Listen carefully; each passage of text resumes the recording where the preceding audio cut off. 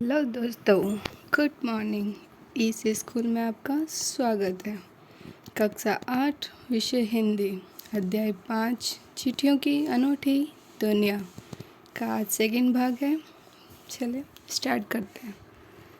जहाँ तक पत्रों का सवाल है, अगर आप बारीकी से उसकी तह में जाएं तो आपको ऐसा कोई नहीं मिलेगा जिसने कभी किसी को पत्र न लिखा या न लिखाया हो, या पत्रों को बेसब्री से जिसने इंतज़ार न किया हो।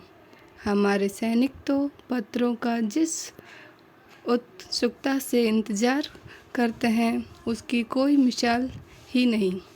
एक दौर था जब लोग पत्रों का महीनों इंतज़ार करते थे, पर अब वह बात नहीं। परिवहन साधनों के विकास ने दूरी बहुत घटा दी। पहले लोगों के लिए संचार का एक इकलौता साधन चिट्ठी ही था, पर आज और भी साधन विकसित हो चुके हैं। आज देश में ऐसे लोग की कमी नहीं जो अपने पुरखों की चिट्ठियों को सहेज और संजोकर विरासत के रूप में रखे हुए हो, या फिर बड़े बड़े लेखक, पत्रकारों, उद्यमी, कवि, प्रशासक, सन्यासी या किसान उनकी पत्र संरचनाएं अपने नेहरू पुत्री इंदिरा गांधी को फ़ोन करते, तब वह पिता के पत्र पुत्री के नाम नहीं लिखे जाते जो देश के करोड़ों लोगों को प्रेरणा देते हैं। पत्रों को तो आप सहेज कर रख लेते हैं, पर एसएमएस संदेशों को आप जल्दी ही भूल जाते हैं। कितने ही संदेशों को आप सहेज कर रख सकते हैं। तमाम महान हस्तियों की तो सबसे बड़ी यादगार या धरोहर उनके द्वारा लिखे गए पत्र ही है।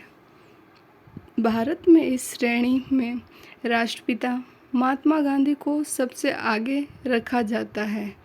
दुनिया के तमाम संग्रहालय जानी मानी हस्तियों के पत्रों का अनूठा संकलन भी है।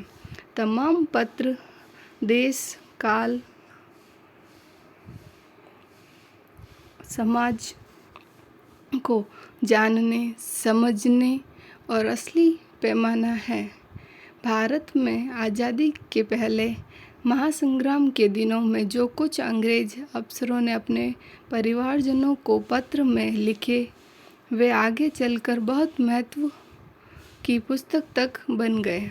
इन पत्रों ने साबित किया कि यह संग्राम कितनी ज़मीनी मजबूती लिए हुए था।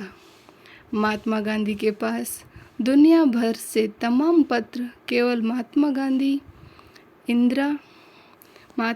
इंडिया लिखे आते हैं और वे यहाँ भी रहते हैं।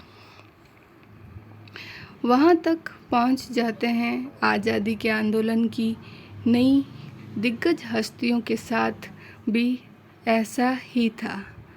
गांधी जी के पास देश दुनिया से बड़ी संख्या में पत्र पहुँचते थे, पर पत्रों का जवाब देने के मामले में उनका कोई जोड़ नहीं था। कहा जाता है कि जैसे ही उन्हें पत्र मिलता था, उसी समय वे उसका जवाब लिख देते थे। अपने हाथों से ही ज़्यादातर पत्रों का जवाब देते थे। जब लिखते लिखते उनका दाहिना हाथ दर्द करने लगता था, तो वे बाएं हाथ से लिखने में जुट जाते थे। महात्मा गांधी ही नहीं, आंदोलन के तमाम नायकों के पत्र गांव-गांव में मिले जाते हैं। पत्र भेजने वाले लोग उन पत्रों को किसी प्रशस्ति पत्र से कम नहीं मानते, और कई लोगों ने तो उन पत्रों को फ्रेम कराकर रख लिया है। यह है पत्रों का जादू। ये ही नहीं, पत्रों के आधार पर ही कई भाषाओं में जाने कितनी किताबें लिखी जा चुकी है। वास्तव में पत्र किसी दस्तावेज से कम नहीं। पंथ के 200 पत्र, बचपन के नाम और निराला के पत्र हमको लिखियों हैं कहाँ तथा पत्रों के आईने में दयानंद सरस्वती समेत कई पुस्तकें आपको मिल जाएगी। कहा जाता है कि प्रेमचंद खास तौर पर नए लेखकों को बहुत प्रेक जवाब देते थे तथा पत्रों के जवाब में वे बहुत मुस्तैद रहते थे। इसी प्रकार नेहरू और गांधी जी लिखे गए रविंद्रनाथ टैगोर के पत्र भी बहुत प्रेरक है।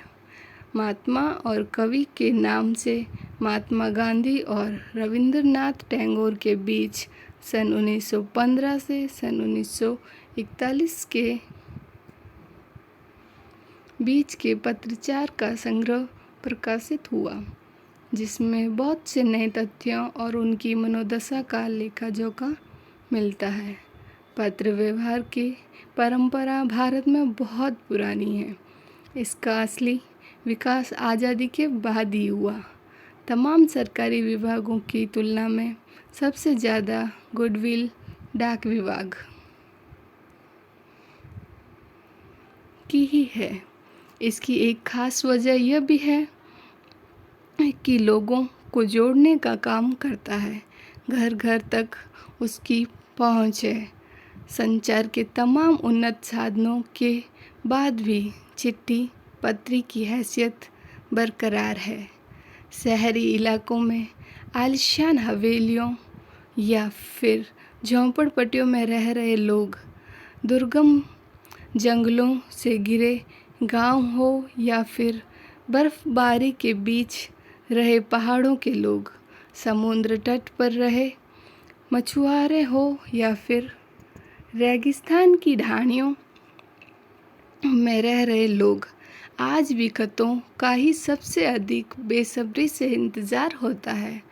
एक दो नहीं, करोड़ों लोग खतों और अन्य सेवाओं के लिए रोज़ भारतीय डाकघरों के दरवाज़ों तक पहुंचते हैं और इसकी बहुआयामी भूमिका नज़र आ रही है। दूर देहात में लाखों गरीबों घरों में चूल्हे मनी ऑर्डर अर्थव्यवस्था से ही चलते हैं। गांवों या गरीब बस्तियों में चिट्ठी या मनी ऑर्डर लेकर पहुंचने वाला डाकिया देवदूत के रूप में माना जाता है। ये कविता है अरविंद कुमार सिंह की। चिट्ठियों की अनूठी दुनिया हमारा चैप्टर यहीं समाप्त होता है। नेक्स्ट एपिसोड में हम इसके अभ्यास प्रश्न करेंगे। Thank you so much.